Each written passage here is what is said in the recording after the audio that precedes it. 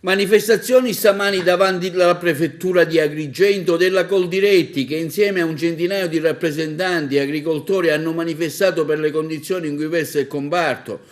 Una manifestazione in linea con le iniziative nazionali che la Coldiretti sta organizzando in tutta Italia, quindi una delegazione del sindacato degli agricoltori si è recata presso la prefettura, presenti anche il sindaco Miccichè, in rappresentanza dei tanti sindaci presenti stamani, al fine di esporre le loro istanze al prefetto di Agrigento, Maria Rita Cocciufa. L'agricoltura sta vivendo forse la crisi più significativa degli ultimi decenni. L'aumento vertiginoso dei costi energetici, dal carburante alla corrente elettrica, dall'aumento della plastica a quello dei concimi, e poi dall'altro lato non si ribalta in un ritorno economico significativo alle nostre imprese, ci stanno portando al tracollo. Chiediamo un immediato intervento da parte del governo regionale e nazionale. Nazionale con lo svincolo dei fondi, dei tanto millandati fondi del PNRR, che possono dare il giusto contributo, una boccata di respiro per le aziende agricole, incentivando il fotovoltaico, incentivando la ristrutturazione delle aziende agricole, ma dall'altro lato il governo regionale vogliamo la rimodulazione del piano di sviluppo rurale, che faccia subito degli interventi e dei bandi come il bando del biologico, l'indennità compensativa, quindi tutte le misure a superficie che possono dare quella giusta boccata di respiro appunto alle nostre imprese, che altrimenti da qui ai prossimi mesi saranno nell'orlo del tracollo, producendo non in guadagno ma bensì in perdita.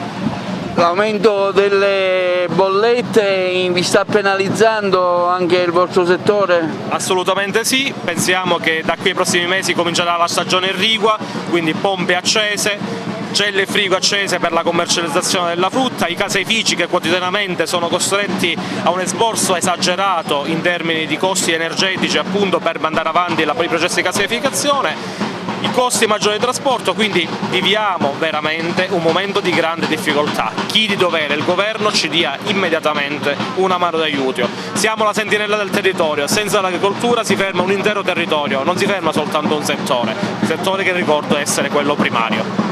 Oggi è una giornata importante per l'agricoltura, io rappresento gli agriturismi che sono in un momento di una tempesta perfetta.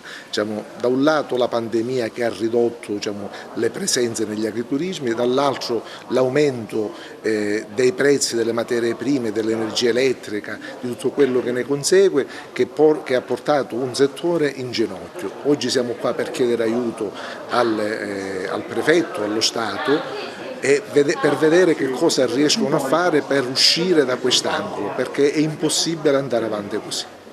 Tra l'altro lei è anche un noto imprenditore agricolo, produce un ottimo vino.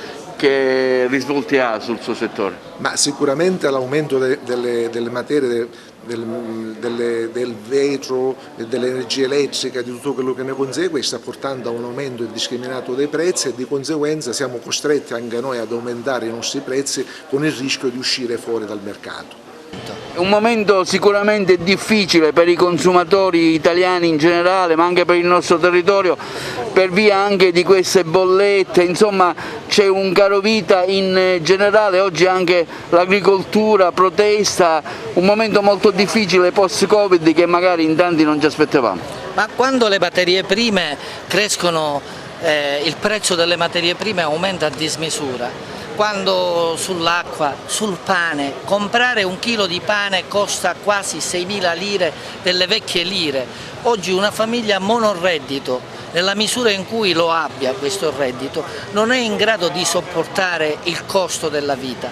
E oggi questa manifestazione della Coldiretti qui dimostra che cosa coniuga un'associazione di categoria di produttori con i consumatori e gli utenti. Li coniugano i medesimi problemi, il costo di luce, gas, acqua, le materie prime come dicevamo poc'anzi, la tassazione elevata, a queste emergenze chi deve dare risposte? A questo punto diciamo che l'unione fa la forza, noi siamo perché si crei un fronte comune, associazioni dei consumatori e produttori, per portare avanti iniziative che non possono fermarsi solamente a questa positiva giornata.